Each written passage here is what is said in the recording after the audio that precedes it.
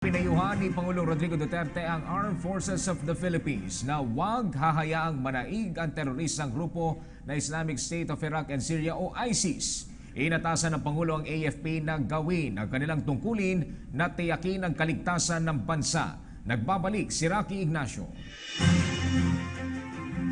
Huwag magpatalo sa teroristang grupong Islamic State of Syria and Iraq o ISIS. Ito ang mahigpit na payo ni Pangulong Rodrigo Duterte sa mga sundalo sa ginanap na tradisyonal na hapunan sa Armed Forces of the Philippines Council of Sergeants Major sa Malacanang. Ayon sa Pangulo, tiyakin ng mga ito na ang kanilang mga bala ang tatama sa mga terorista. Facing a very serious threat. Remember that kung ISIS na, change the whole huwag kayong mag-surrender dyan. I-reserve mo yung last bullet mo para sa kapag i-capture ka, pahirapan ka, gawin kang boy tapos luluglugin. Kung tayo na lang naiwan doon, barilin mo ako, barilin kita para hindi magsakit na magbaril na sarili mo. You know, the ISIS is an extremist. Gate ng Pangulo, tiyaking hindi makalalabas ng Marawi ang mga ito at gawin nila ang kanilang mga tungkulin na protektahan ang taong bayan laban sa mga banta ng karahasan. Mga babae doon, pag ayaw magipag-sex sa kanila, sinusunog. Pati mga bata, tinatapon doon sa mga hayop to. Huwag kayong magkumpiyansa dyan. Pag dumating yan sila, sabi ko, limit, sabi ko ang guidance ko, limit ni fighting dyan sa Marawi. Huwag ninyong palabasin sa Marawi kasi kung mag-widespread yung ang gamit nila, putok-putok eh. Di mo, kasi mo yung muro ang lula ko, hindi ko maintindihan itong mga na my mother is half Maranao. Tatay ko si Buano. Yung just to kill and kill. Anong klase? Kasunod nito, itiniyak rin ng Pangulo sa kanila ang pagpapaabot ng tulong para sa mga pamilya. Isinulong ng Pangulo ang pagbibigay ng libreng edukasyon sa mga anak ng sundalo. Hinikayat rin ni Pangulong Duterte ang mga sundalo na mismo sa kanya lumapit sa panahon ng pangangailangan.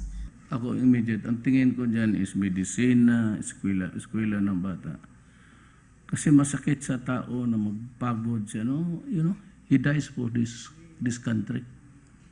And yet, government cannot afford to help him educate his children. But anyway, so, andito na lang rin tayo. Try to encourage yung family planning.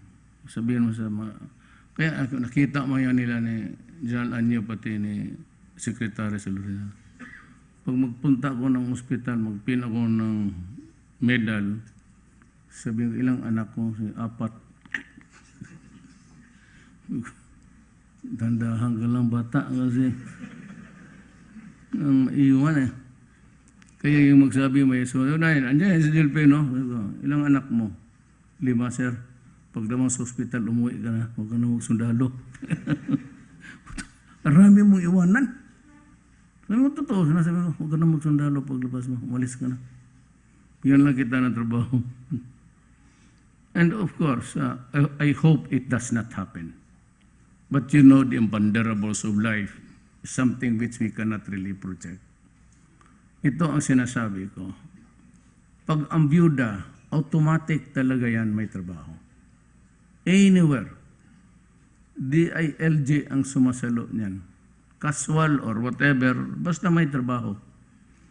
Pag sabi, automatic yan. Pag tanong ko, taga saan ka? Ang trabaho ng o yung sa patay. Yan na, priority. Ang trabaho mo, wala sir, ano na ako sa bahay. Sige, pinakamalapit na government office. Tapos, aside from yung regular ninyo, may sinasali ko sila sa 4-piece. Para sa PTV News, Rocky Ignacio.